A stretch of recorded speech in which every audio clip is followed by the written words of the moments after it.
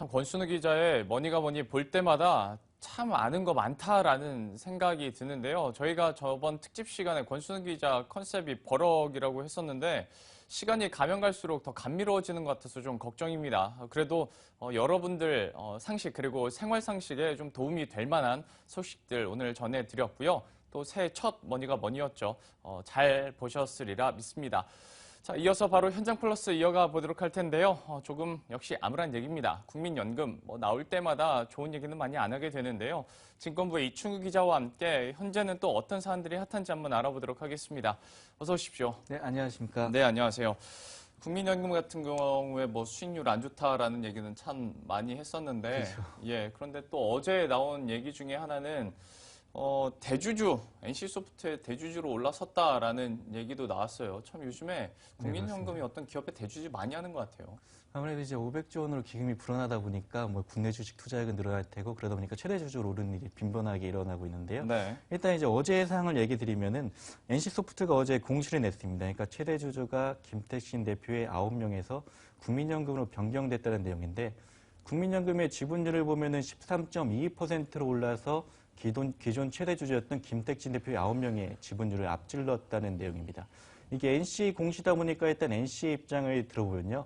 국민연금 이제 회사의 미래 가치를 보고 투자한 것이다. 그리고 때문에 이제 김택진 대표 체제는 유지되면서 앞으로 사업 계획이나 방향 같은 거는 변화가 없을 것이다. 이런 입장을 밝히고 있습니다. 원래 그리고 국민연금이 최대 주주가 돼도 경영에는 그렇게 많이 상관을 안 하잖아요. 좀 네, 우리가 비판을 할 정도로 그렇습니다. 예, 별로 상관을 네. 안 하기 때문에 경영 체제 자체에는 변화가 없긴 하겠습니다만은 요즘에 우리가 포커스를 맞춰야 될 것은 국민연금이 또 대주주로서 좀 이런 영향력도 커지고 네. 있다라는 얘기인데요. 현재 NC소프트뿐만이 아니라 다른 기업들도 대주주 한번 보면 KTNG도 역시 대주주 국민연금이 하고 있죠. 네, 그렇습니다. 이제 좀 논란이 되는 게 이런 담배 회사나 아니면 카지노 그리고 일반적인 이제 NC소프트 같은 게임 회사까지 묶어가지고 예. 강하게 얘기하는 분들은 또 죄악주라고 표현하시는 분들이 계시거든요. 예. 그래서 이제 이런 회사들을 국민연금이 투자라는 것에 대해서 어떻게 보일지 옳냐 그르냐 이제 논쟁이 있을 수 있고 논란이 참 많습니다. 근데 이제 국민연금도 죄악주가 어떤 것인지에 대해서 사회적으로 명확한 기준이 아직 세워진 게 없지 않습니까? 예. 때문에 이제 자기들도 이런 주식에 투자를 할 때 기준을 어떻게 할 것인지 투자 기준을 자체의 투자 기준을 세우기 어렵다는 그런 입장을 나타내고 있습니다. 아마 우리 주식하시는 분들은 그런 생각은 많이 안 하실 거예요. 그러니까 KTNG랄지 게임 회사 아니면 카지노주, 게임주들 이렇게 묶으면 사실 우리가 이게 나쁜 거야 라고는 생각을 안 하실 테지만 혹시 주식을 안 하시고 그래도 국민이니까 국민연금 내다 보면 내 아들, 딸들이 하지 않았음 하는 회사들의 국민연금이 지금 대주주로 있고 이렇게 지분 투자를 하다 보니까 네, 그렇습니다. 들어보면 논란이 될 것 같기도 하네요. 그래서 말씀하셨듯이 이제 일부 주변 사람들의 얘기를 들어보면요. 네.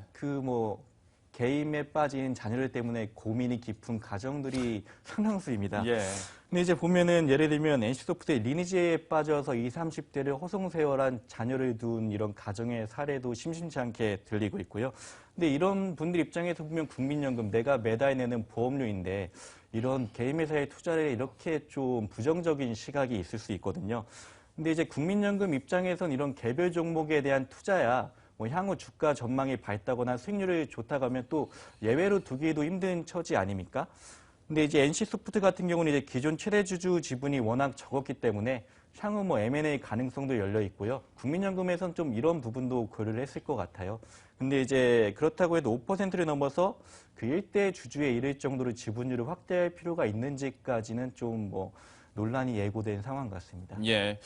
역시 국민연금 입장에서야 담배 가격이 오르니까 KTNG를 샀을 테고, 그리고 게임주들이 다시 잘 나간다고 기대가 되니까 샀을 테고 했겠지만, 주식을 안 하시는 분들이라면 약간 좀 언짢을 수도 있겠다라는 느낌은 드네요. 네, 자, 그런데 이렇게 대기업 최대 주주로 올라서고 있다라는 얘기를 했습니다마는 이 시간에 우리가 본격적으로 하고 싶은 얘기는 이거보다는 국민연금의 수익률 얘기입니다. 계속해서 네, 수익률이 기대에 못 미치고 있는데요. 수익률이 나왔잖아요. 좀 어떻게 나왔는지 좀 설명을 해주시죠. 그러니까 이제 지난 한 해를 결산하는 차원에서 기사들이나 내용들이 계속 나오고 있는데요. 일단 공시된 내용은 지난 10월 말까지입니다.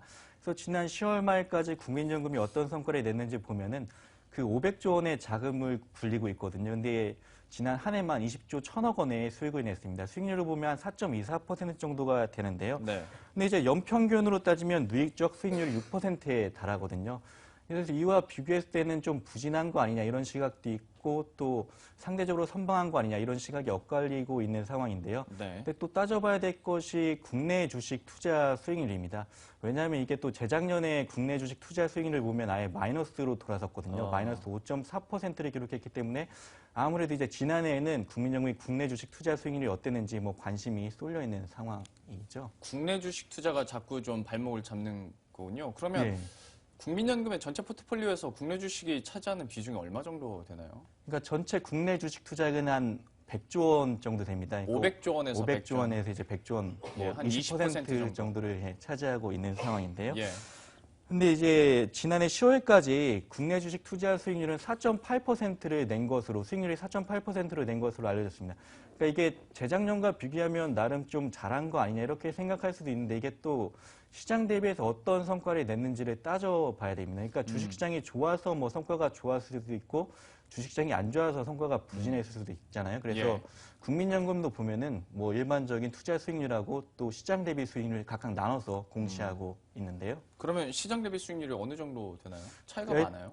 일단 예, 지난 10달간 성과를 따져보면은 그 시장 대비해서 2.6%포인트를 하회하는 성과가 냈습니다. 그러니까 시장 평균 수익률보다? 예, 이게 예. 벤치마크가 코스피 지수이거든요. 그러니까 예. 코스피 시장보다 뭐 어땠다 저랬다 이렇게 평가를 하는데 근데 재작년 말 코스피 지수를 보면은 이제 1900.15.59에서 지난해 연말 1960.31로 올라섰거든요.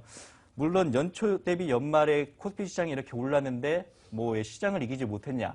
그리고 또 국민연금은 또 자체적으로 리스크 관리를 위해서 채권에도 투자를 하고 이렇게 리스크 관리를 하기 때문에 국내 주식 투자 수익률만 놓고 또 뭐라고 하기는 그렇습니다만 왜 이제 재작년에도 그렇고 지난해도 그렇고 왜 시장 대비 수익률이 저조하냐. 예. 좀 이런 부분들은 따져볼 필요가 있다는 것이죠. 좀 단순화시키긴 좀 뭐합니다만은 예, 그렇죠. 만약에 코덱스 레버리지에만 모두 투자를 했었어도 네, 지금보다는 수익률이 나아질 수 있을 텐데 네. 그렇게 노력을 한다고 하는데 오히려 시장 평균 수익률보다 하회하니까 당연히 좀 볼멘 소리가 나올 수밖에 없을 것 같은데 네, 그렇습니다. 국민연금 측에서도 할 말은 있을 것 같아요. 예, 이제 국민연금 입장에서는 지난해 코스닥 종목을 비롯해 중소형들과 이제 강세를 보였고 상대적으로 대형주는 좀 부진하지 않았습니까? 예. 근데 이제 국민연금의 코스피 대형주 투자 비중을 보면 지난 6월 말 기준으로 80%에 육박합니다. 근데 이게 뭐 지금도 큰 변화는 없을 것으로 보이는데요. 중형주 같은 경우는 14%고요.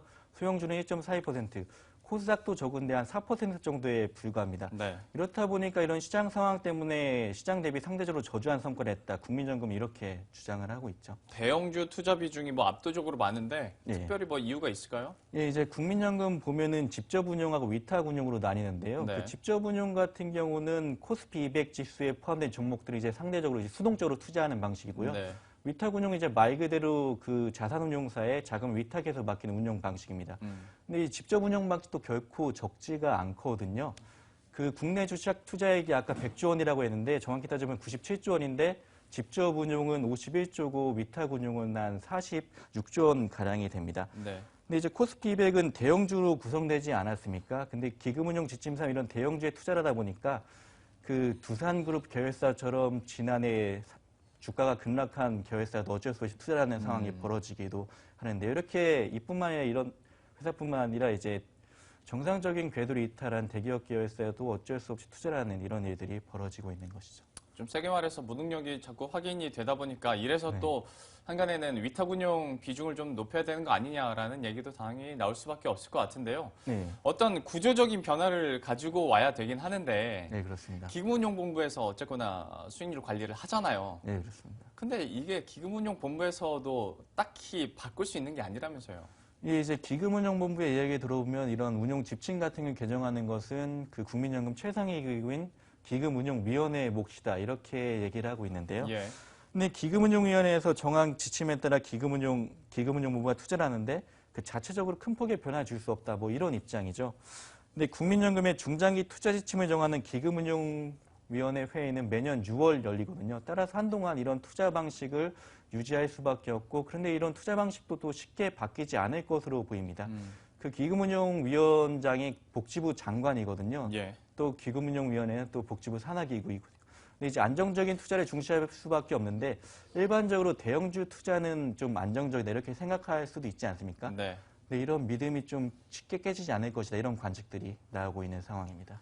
국민의 돈을 가지고 그것도 적은 돈이 아니다 보니까 대형주가 안정적이다라고 얘기하는 그 속내를 어느 정도 이해는 갑니다만은 국내 주식 수익률이 좀 안 나오다 보니까 계속해서 비판의 목소리는 높아지는 것 같습니다. 이 와중에 좀 이것을 운영하는 수장들이라도 좀 자리를 잘 잡으면 좋을 텐데 올 때마다 제가 여쭤보는 겁니다. 기금운용 본부장이 아직도 선임이 안 됐잖아요. 계속 네, 그렇죠. 그냥 연기만 되고 있는 거잖아요. 기존 운용본부장이 일시적으로 업무를 연장한 상태인데요. 예, 이거 언제 뽑아요? 일단은 그 기금운용본부장의 임명 제청권자, 그러니까 복지부 장관한테 이 사람을 이렇게 임명 제청하겠다는 사람이 국민연금공단 이사장입니다. 예. 근데 이사장은 최근에 취임이 됐지 않습니까?